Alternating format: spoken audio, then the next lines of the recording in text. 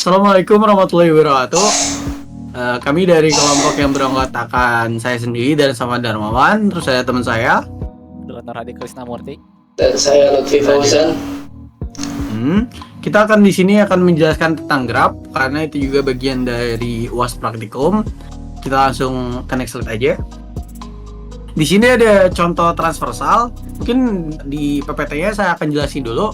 Kita tuh mau ngambil di program kita tuh itu BFS atau Breadth First Search. Nah, di Breadth First Search itu adalah algoritma transversal graph yang mengeksplorasi semua simpul dalam graph pada kedalaman saat ini sebelum berpindah ke simpul pada tingkat kedalaman berikutnya. Atau kalau yang saya cari itu BFS tuh bisa disebut level wise. Ia dimulai dari titik tertentu dan mengunjungi semua tetangganya sebelum berpindah ke tetangga tingkat berikutnya.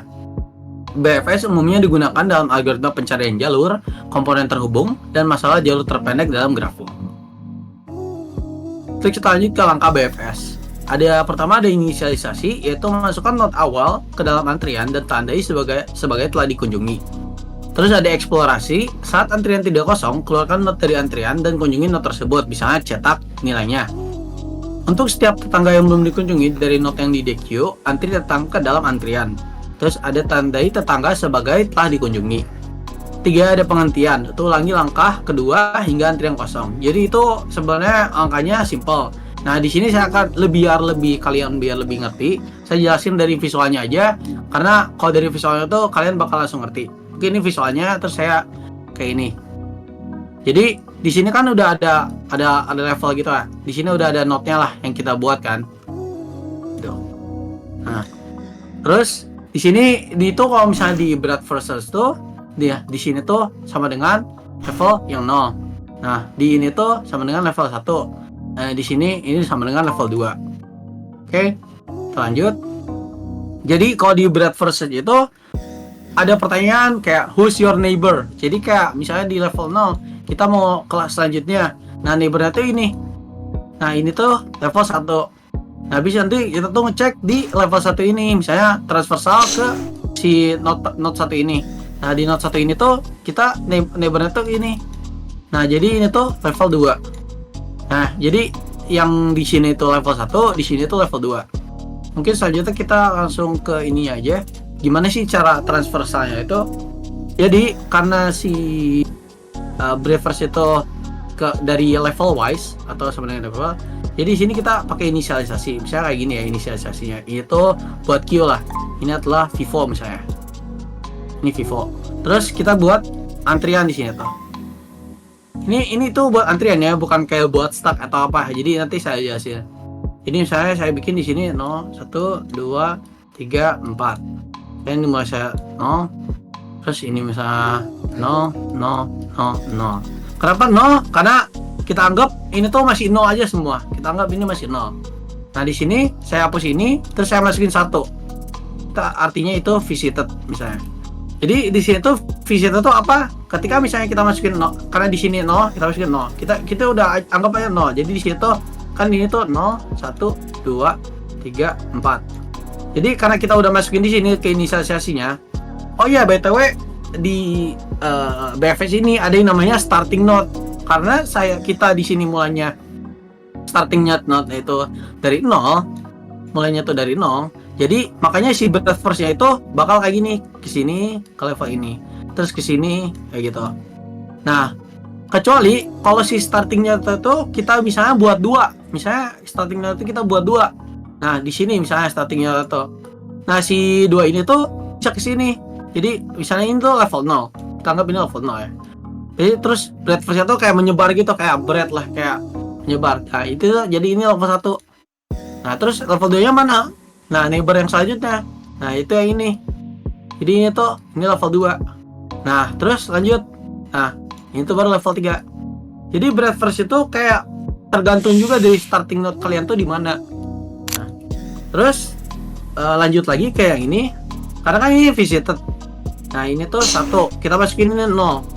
Terus ini 0-nya udah 1 karena udah termasuknya udah dikunjungi karena itu udah starting node ya. Tanggap ini di sini udah 0 ya. Nah, kita di selanjutnya kita tuh konsep BFS tuh kayak kita tuh selalu ngeluarin terus sampai si Q-nya itu tidak sama dengan kosong atau not empty. Terus kita tandain yang visitor itu jadi 1. Jadi kalau misalnya kita udah 0, kita tandain jadi 1 gitu. Ini tuh masih 0. Nah, kita tandain jadi 1. Terus kita lanjut dong ke ini. Itu tuh gimana? Nah, kita tuh lanjut ke 1.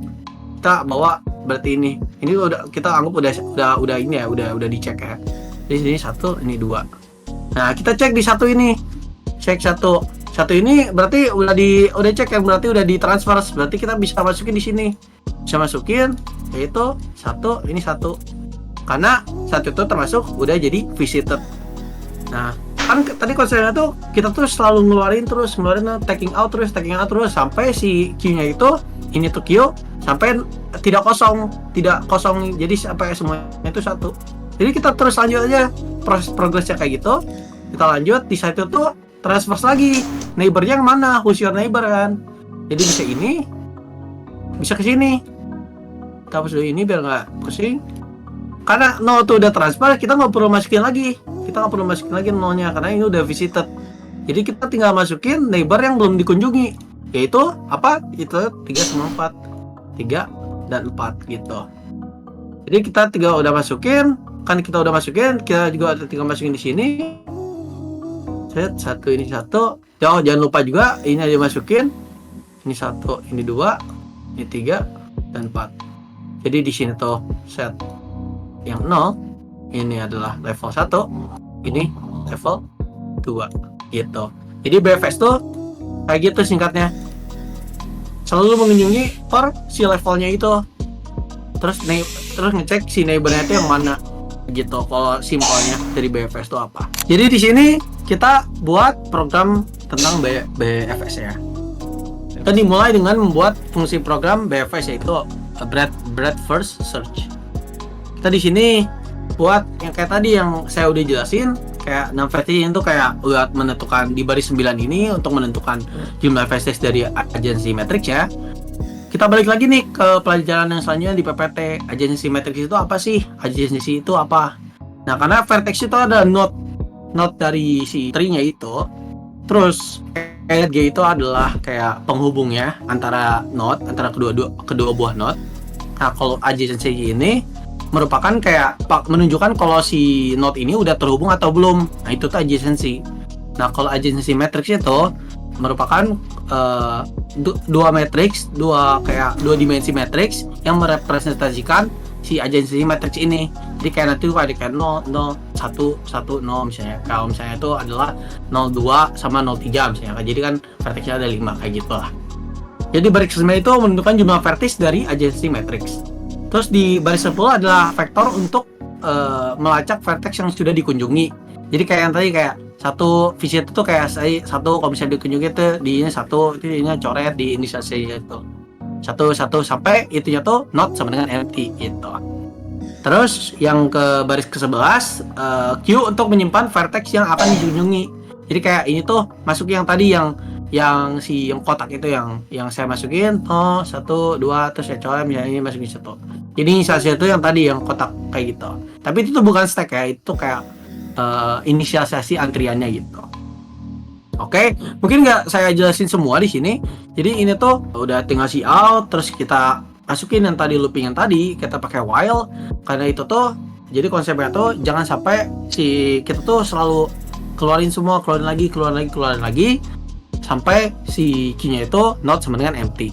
Jadi kayak tadi kita keluarin satu misalnya, kita hapus dari antriannya, langsung kita tinggal cek lagi si neighbornya di sini. Kalau misalnya neighbornya kita iniin i, kalau tadi kan saya masukinnya tambah jadi 1 ya, bukan i.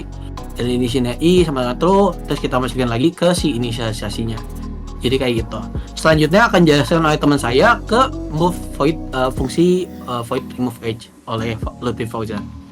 Baik, untuk remove edge sendiri kita kan meremove hubungan dari tiap vertex ya. Berarti kita deklarasiin dulu ada source dan destination, kemudian masuk di sini kondisi source di mana dia pasti lebih dari sama dengan 0. Kemudian source-nya kurang dari seluruh jumlah vertisnya. 6 vertices itu seluruh jumlah vertisnya ada berapa? kalau kita contohin misalnya vertexnya misalkan ada 5, pasti edge-nya itu di bawahnya gitu. Makanya source-nya pasti di bawah 6 verticesnya gitu. Kemudian dan destination lebih dari sama dengan 0, kemudian dan destination kurang dari 6 vertices. Destination juga dia pasti kurang dari seluruh total jumlah ininya ya. Lalu di sini adjacency matrix source destination sama dengan 0. Nah kalau misalkan hubungan dari suatu A dan B misalkan dia ada gitu, misalnya ini 1 gitu, kalau misalkan kita masukin ke adjacency matrix, dia misalkan 1 ke 3 itu value-nya 1 berubah jadi 0, gak ngapus si vertex-nya, jadi ngapus edge-nya aja, makanya yang asalnya 1 jadi 0 gitu. Dan kemudian untuk fungsi menghapus vertex akan dijelaskan oleh Krishna. Untuk yang menghapus vertex, pertama yang tadi awalnya sama, itu ada num vertex sama dengan adjacency matrix, berarti num vertex itu sama jumlah total dari num vertex. Kemudian ada syaratnya, yaitu if vertex kurang dari sama dengan 0 dan vertex kurang dari num vertex. Jadi seperti yang dijelaskan oleh teman saya tadi, num vertex itu harus lebih besar dari vertex. Jadi hubungan harus lebih kecil daripada jumlah vertexnya. Kemudian ada itu adjacency matrix dot erase, adjacency matrix dot begin tambah vertex. Yang ini erase dan begin ini pakai dot berasal dari library-nya ya, itu untuk fungsi delete. Kemudian ada for-nya untuk transversal, kemudian dicari satu persatu yang mana yang ingin dihapus, kemudian baru dijalankan yang tadi adjacency matrix posisi i-nya dot erase terus bikin i, baru dikeluarkan keluar hasilnya menggunakan cout vertex dari vertex yang diinginkan telah dihapus. Kemudian jika waktu transversal tadinya yang vertex yang ingin dihapusnya tidak ditemukan, akan keluar vertex tidak valid. Kemudian fungsi selanjutnya adalah yang void print adjacency matrix. Ini fungsinya standar untuk mencetak matriks yang ingin yang tadi telah dibuat menggunakan looping for. Kemudian lanjut ke fungsi mainnya yang akan dijelaskan kembali oleh Darren. Oh, tadi sebelumnya tadi kelupaan, kenapa kita pakai pop sama push? Jadi di pop sama push itu udah jadi standar template di chip C++ ya. Karena kalau kita pakai NQ sama DQ itu tidak termasuk di standar STL C++ nya. Jadi pop sama push ini udah kayak ngewakilin lah NQ sama DQ-nya untuk menambah atau menghapus gitu. Kita langsung aja ke run programnya. Ya, sekarang langsung dijelasin di sini. Jadi ini masukan jumlah versi itu kayak sesuai kayak apa yang tadi saya jelasin juga di teori. Jadi jumlah versinya itu kita masukin 5, yaitu 0, 1, 2, 3, 4. Jumlah edge-nya itu kita masukin 4. Terus kita masukin source destination-nya. Karena kita pakai directed, jadi kita 01, 02, 13, 14. Jadi kayak sesuai kayak tadi, kayak di gambar itu kayak 0, 1, 2, terus satunya ada neighbor-nya itu 3 sama 4. Jadi kayak gitu. Ini 0, 1, 1, 2, dan ini tuh 1 ke 4, 1 ke 3, dan 1 ke 4 gitu. Terus kita di sini sesuai kayak apa yang tadi kita di BFS yang tadi saya ini di sini. BFS itu 0, 1, 2, 3, 4 gitu. Ini BFS nya, ini level, ini levelnya, ini levelnya gitu. Level 0, level 1, level 2 gitu. Kita lanjut lagi sini, kita cek apakah sama. Ya, sama. Jadi transfernya itu 0, 1, 2, 3, 4 begitu BFS nya. Terus mungkin dihapus edge kayak contoh misalnya kita hapus edge-nya yang 14, misalnya kita hapus yang 14 ya. 14. Nah, set. Kita cek di BF-nya lagi, pasti nanti kehapus. Tuh, pasti udah kehapus kan kayak di. Nah, itu tuh namanya adjacency matrix ya. Yang ini tuh namanya matrix 2 dimensi yang merepresentasikan si node-nya itu. Jadi 14 udah kehapus. Kita coba langsung hapus vertex aja, langsung kita hapus vertex. Nah, vertex hilang semua tuh vertex. Yang hapus vertexnya yang keempat berarti kan udah 0. Benar. Kita coba hapusnya yang 4, karena yang 00 kita coba hapus ya. Kita hapus vertex yang 4. Nah, bakal kehapus jadi yang si baris keempat ini terus sama kolom keempat ini. Jadi sisa adjacency matrix yang kita udah masih ada yang tadi gitu. Nah, terus sekian dari kelompok kami, mungkin penjelasannya untuk BFS. Semoga kalian bisa mengerti. Wassalamualaikum warahmatullahi wabarakatuh.